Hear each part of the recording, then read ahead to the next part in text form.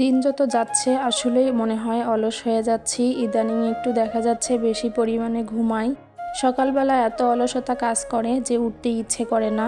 আজকে উঠতে আসলে অনেকটা দেরি হয়ে গিয়েছে। হ্যালো এভরিওয়ান, আসসালামু আলাইকুম, welcome back to my new another blog. মাসফিজ অলডান ব্লগ থেকে মাসফির মম বলতেছি। কি অবস্থা সবার, কেমন আছেন সবাই? আই হোপ যে যেখানে আছেন ভালো আছেন, সুস্থ আছেন। তো আজকের ব্লগটা শুরু করেছি একদম সকালবেলায় রান্নাঘর থেকে। আমি কিন্তু ঝাল পিঠা বা চাপড়ি যেটাই বলেন না কেন, চাউলের আটা দিয়ে সেটা বানিয়ে নিচ্ছি। তো এইভাবে হচ্ছে সকালবেলা যখন দেরি করে ঘুম থেকে উঠি, আর সকালবেলা ইদানিং ভাতও খেতে ইচ্ছে করে না, কেউই ভাত খেতে চায় না, তো এইভাবে করেই হালকা নাস্তা বানিয়ে নেই। তো যারা এই মুহূর্তে আমার ভিডিওটি দেখা শুরু করেছেন তারা প্লিজ একটা লাইক দিয়ে একটা কমেন্ট করে আমার সাথে থাকতে পারেন। আর যদি আমার ভিডিওটির কোনো অংশ ভালো লেগে থাকে প্লিজ আমার চ্যানেলটি সাবস্ক্রাইব করে দিয়ে আমার পাশে থাকবেন। তো এখানে আমি চাউলের গুঁড়ি, পেঁয়াজ, কাঁচামরিচ, ধনিয়া পাতা সব কিছু দিয়ে পাতলা একটা গোলা তৈরি করে নিয়েছি। সেটা দিয়ে পাতলা পাতলা রুটি ভেজে নিচ্ছি, আর তার সাথে ডিম সিদ্ধ করে নিয়েছি। বাবা আর ছেলে ঘুম থেকে উঠে ফ্রেশ হয়ে কিন্তু বেলকনিতে বসে আছে, রোদে নাস্তা করবে। তো আমি সব নাস্তা এই যে রোদে নিয়ে এসেছি। পিঠাগুলা খেয়ে বাবা ছেলে বলতেছে অনেক নাকি মজা হয়েছে। আমাদের এলাকায় এগুলাকে চাপড়ি, ঝাল পিঠা দুটোই বলে থাকে।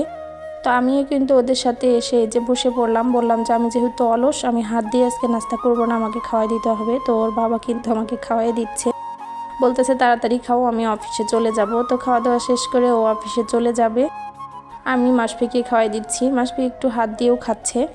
তো সকাল সকাল কিন্তু রোদে বসে আসলে খাবার খাওয়াটা অনেক মজা লাগে। শীতের দিনে বিশেষ করে রোদে বসে যদি খাবার খাই খুব ভালো লাগে। আমার তো মনে হয় সারাদিনই শুধু রোদে বসে থাকি। তো ওর বাবা অফিসে চলে গেছে, আর এই যে মাসফিও নিচে চলে গেছে, ওনাকে একটু ঘোরাঘুরি করবে, বাসায় ভালো লাগতেছে না। তো ওকেও পাঠিয়ে দিয়েছি, যেহেতু রোদ, ঘুরে টুরে আসলে ওকে গোসল করাই দিব। শীতের দিনটা খুব ছোট, যার জন্য বাচ্চাদের 11টা 12টা 1টার মধ্যে, বিশেষ করে 12টার মধ্যেই গোসল করিয়ে দেওয়া ভালো। তো আমি সেটাই চেষ্টা করি।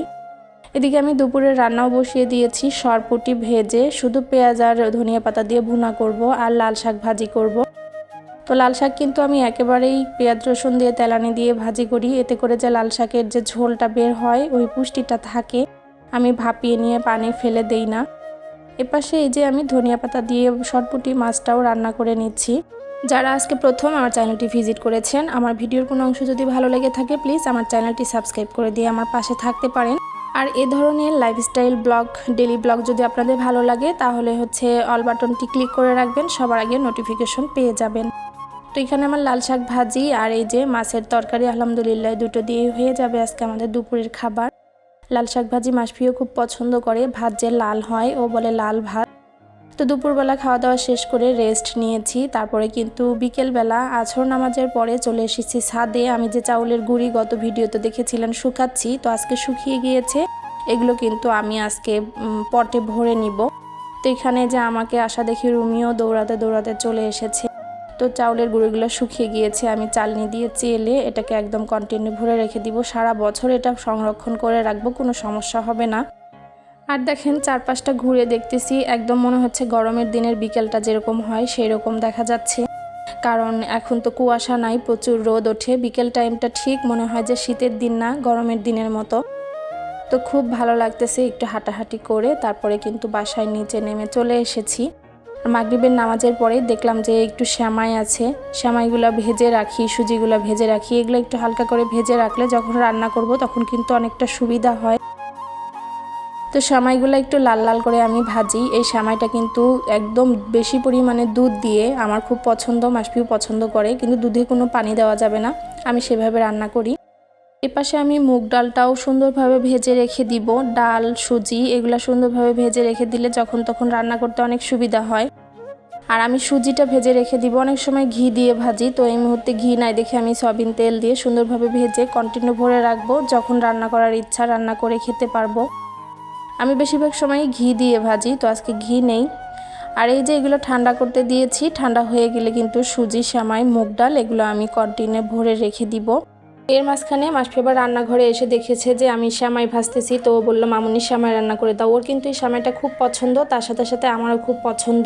বিশেষ করে সন্ধ্যার নাস্তা আর সকালের নাস্তাটা এই শীতের দিনে বানানো আমার কাছে খুব বিরক্ত মনে হয়। তো কিচ্ছু করার নাই, মনটাও যেহেতু নাস্তা খেতে চায় আর ফ্যামিলির লোকজনকে নাস্তা বানিয়ে খাওয়াতে হবে, তো অলরেডি কিন্তু আমি এই যে সেমাই নাস্তাটা একদম বাটিতে সার্ভ করে দিয়েছি।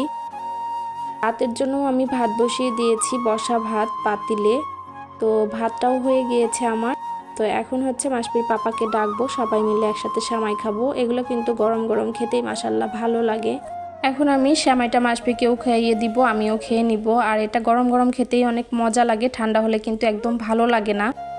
আর সব সময় বিকেলবেলা মাসপিকে জিজ্ঞেস করে পছন্দের নাস্তাটা আমি বানিয়ে দেওয়ার চেষ্টা করি, যেহেতু ও বাসার নাস্তা খায় সব সময়। তো নাস্তা খাওয়ার সাথে সাথে আজকের ভিডিওটা এখানেই রেখে দিচ্ছি। দেখা হয়ে যাবে নেক্সট কোনো ভিডিওতে। ততক্ষণ পর্যন্ত সবাই ভালো থাকবেন, সুস্থ থাকবেন, আমাদের জন্য দোয়া রাখবেন। আল্লাহ হাফেজ সবাইকে।